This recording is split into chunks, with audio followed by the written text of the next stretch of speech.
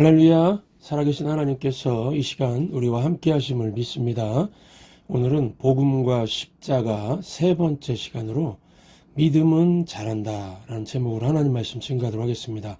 국악하는 어떤 66세 되는 엄마가 있었습니다.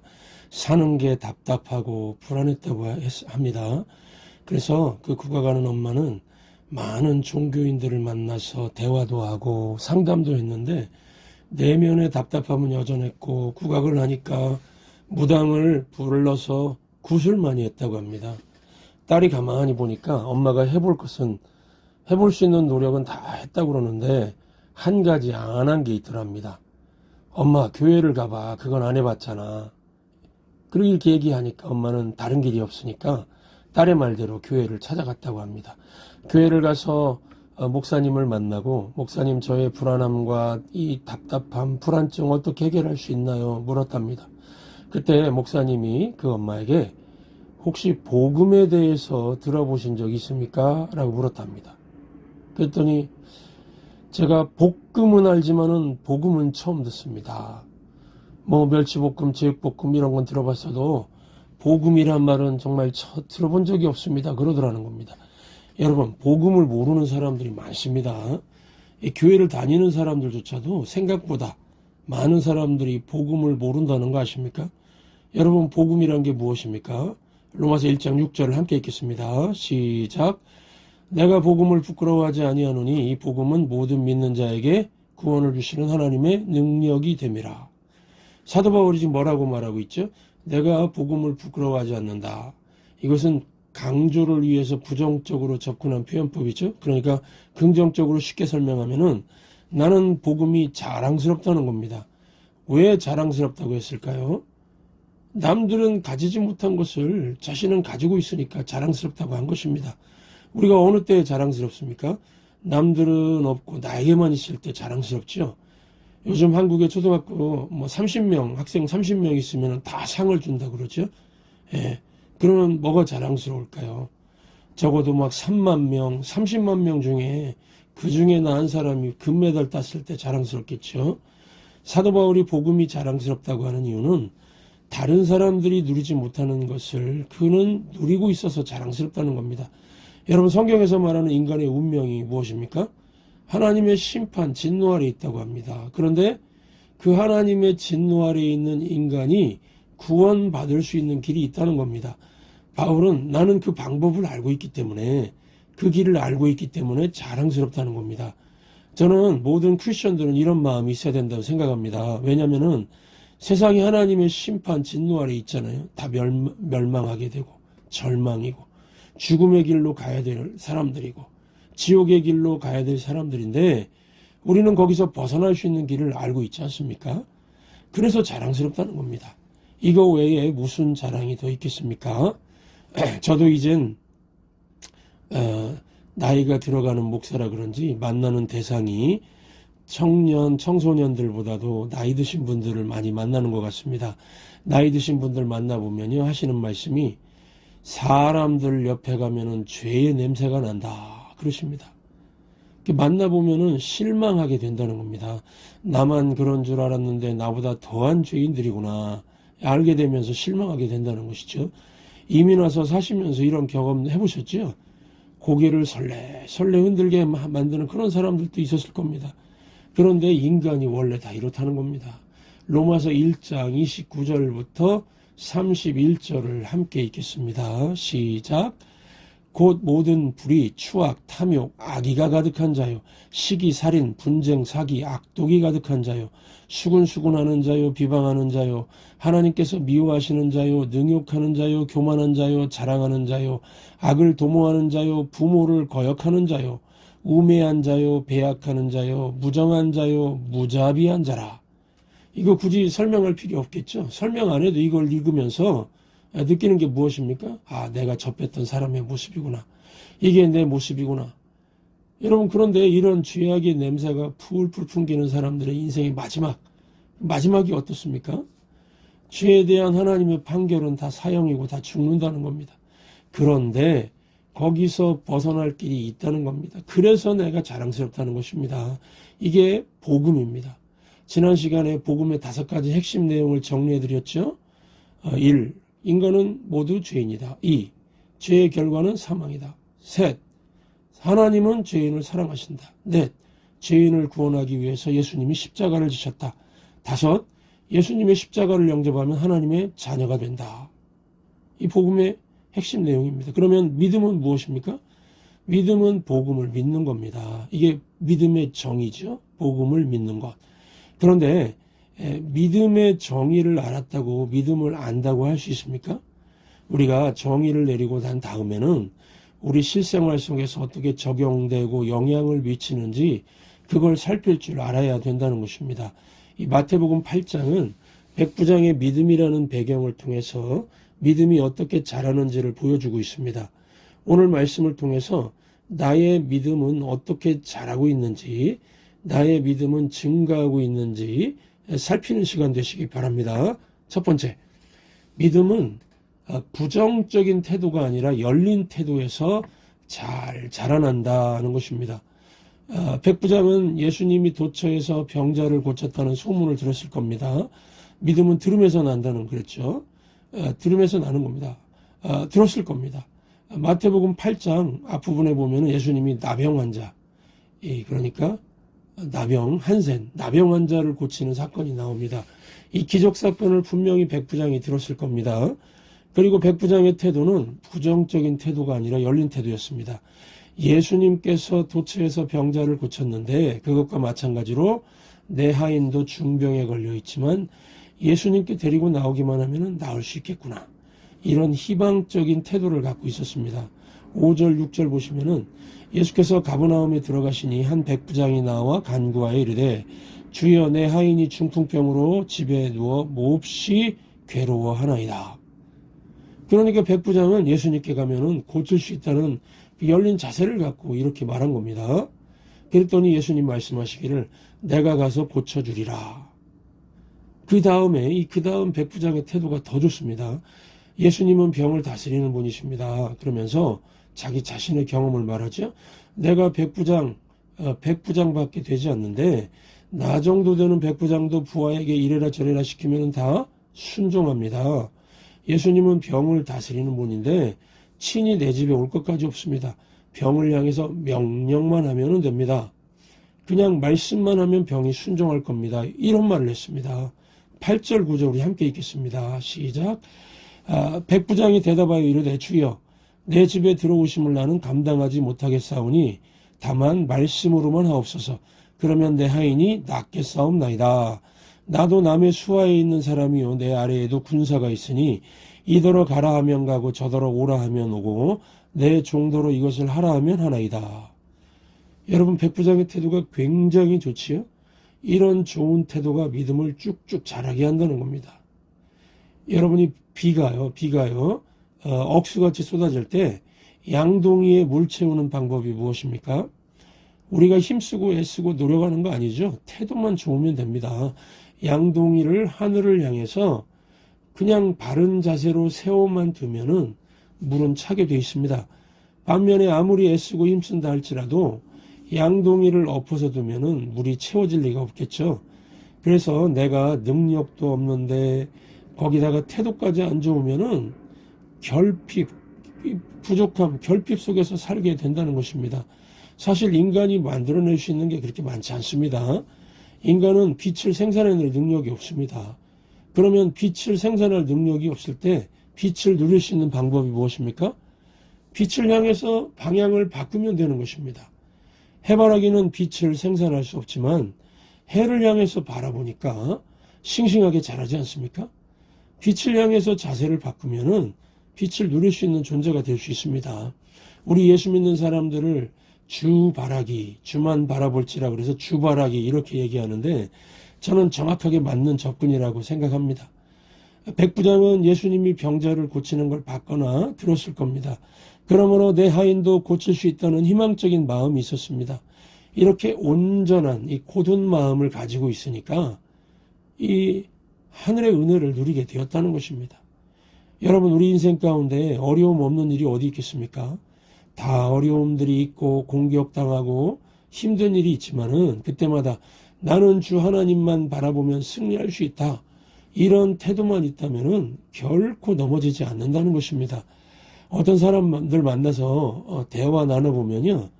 처음부터 그냥 어려움을 쭉 나열하는 사람도 있습니다.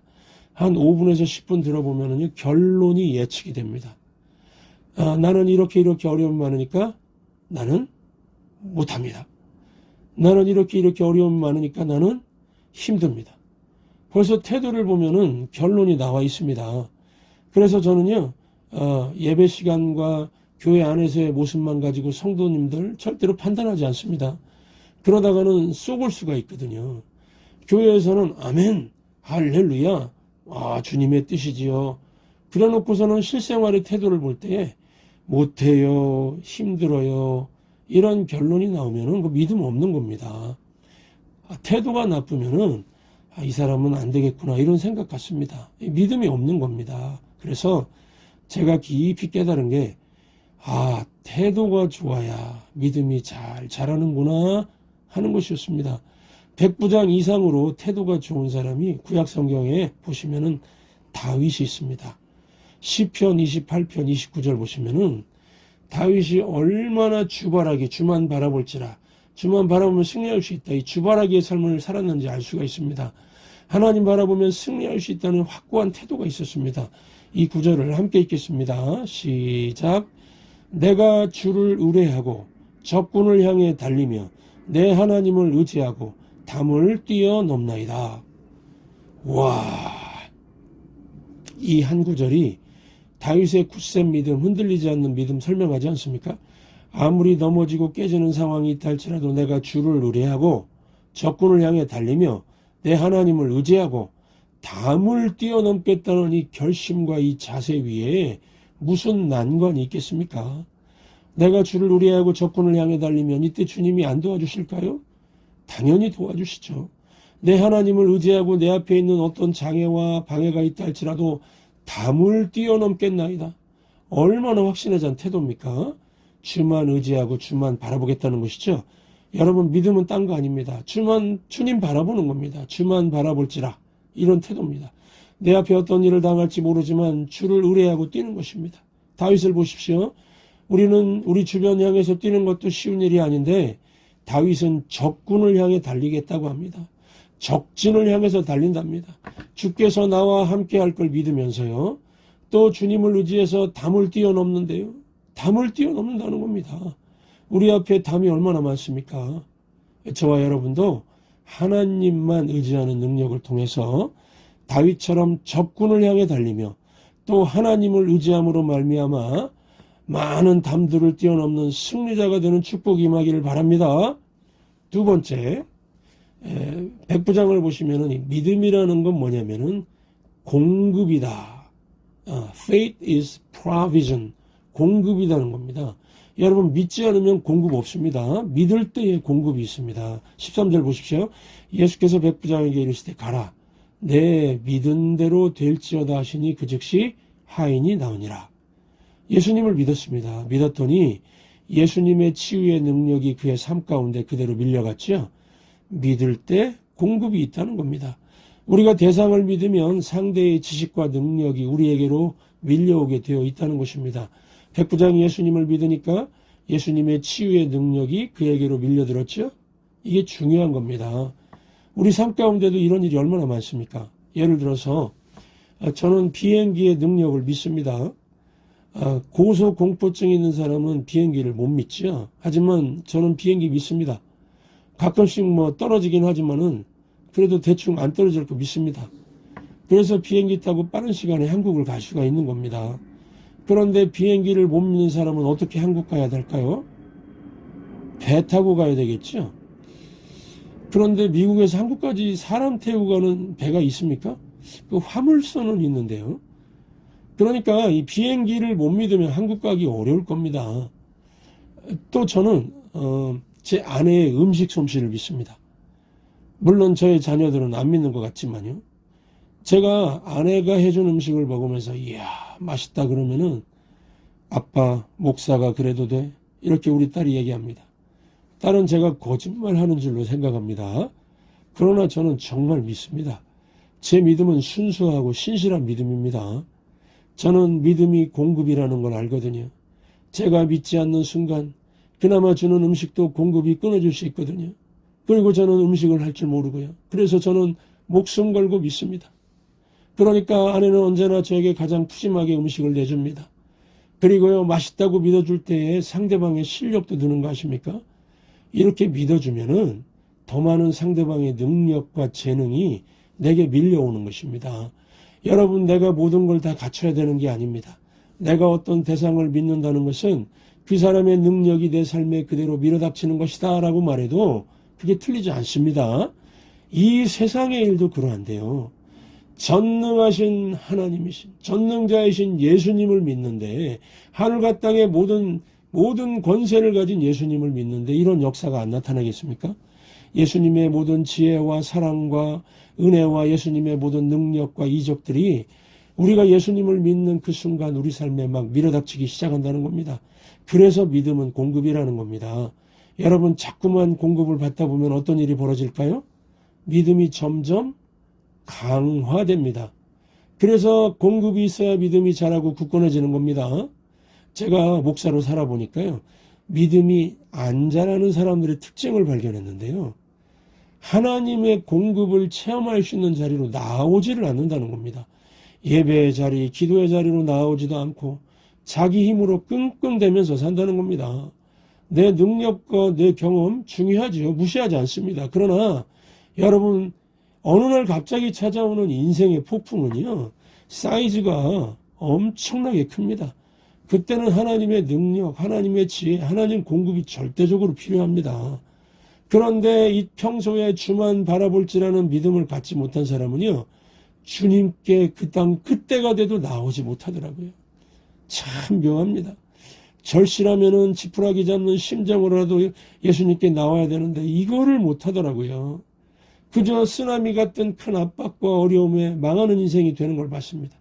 반면에 언제든지 백부장처럼 다윗처럼 주님을 의뢰하고 이 하나님의 힘을 구하는 사람, 그런 삶을 사는, 믿음의 삶을 사는 사람 어떨까요? 쓰나미 같은 고난이 와도 쓰러지지 않습니다. 도리어 폭풍 속을 담대히 걸어가고 물리를 걷는 기적을 맛보면서 살 수가 있습니다. 실제로 그런 사람이 있죠. 누굽니까? 베드로. 예수님의 제자 베드로. 주님이 오라 하시면 폭풍 속을 뚫고 무리를 걷겠습니다. 그러니까 예수님 뭐라고 하셨죠? 배 밖으로 나와서 나에게 오라. 그랬을 때 어떤 일이 벌어졌습니까? 하늘과 땅의 모든 권세를 가진 예수님이 함께하니까 무시무시한 풍랑과 물결이 베드로를 압박하지 못하고 베드로는 물 위를 걸을 수가 있었죠. 여러분, 믿음 있는 사람과 믿음 없는 사람의 차이가 얼마나 큽니까? 우리가 2024년도를 살아갈 때에 앞으로 무슨 일이 일을지 우리는 아무도 모릅니다. 언제 쓰나미가 밀려올지, 언제 내 인생의 배가 뒤집힐 위기를 맞이할지 모릅니다. 그때에 주님과 함께 그냥 풍랑송을 걷고 무리를 걷는 자, 어떤 압박에도 침몰되지 않는 그런 믿는 자, 믿음의 크리스천의 삶을 사시기를 주의 이름으로 축원합니다. 주님 나를 부르시니 두려움 없이 배서 나가리라. 주님 나를 부르시니 주님 내게 오라시니 주님 보고 계시기에 의심치 않고 바다를 걸어가리라. 주님 보고 계시기에 주님 여기 계시기에 주님 여기 계시기에 이 깊은 바다가 반석이 되고 주님 여기 계시기에 반석 위를 내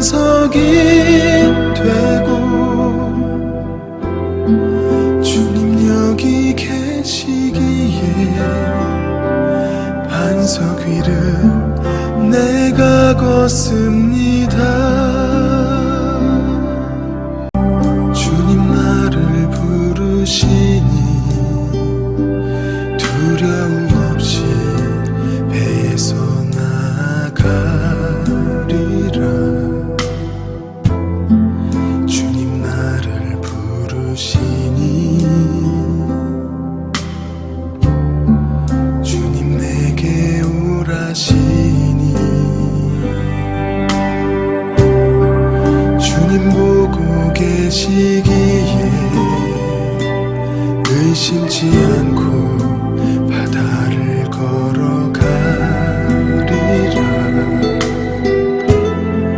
주님 보고 계시기에 주님 여기 계시기에 주님 여기 계시기에 이 깊은 바다가 반석이 되고 주님 여기 계시기에 반석 위를 내가 걸어가리라. 주님 여기 계시기에 저것이 파도가 반석이 되고 주님 여기 계시기에 반석 위를 내가 걷습니다. 주님 여기 계시기에 반석 위를 내가 걷습니다.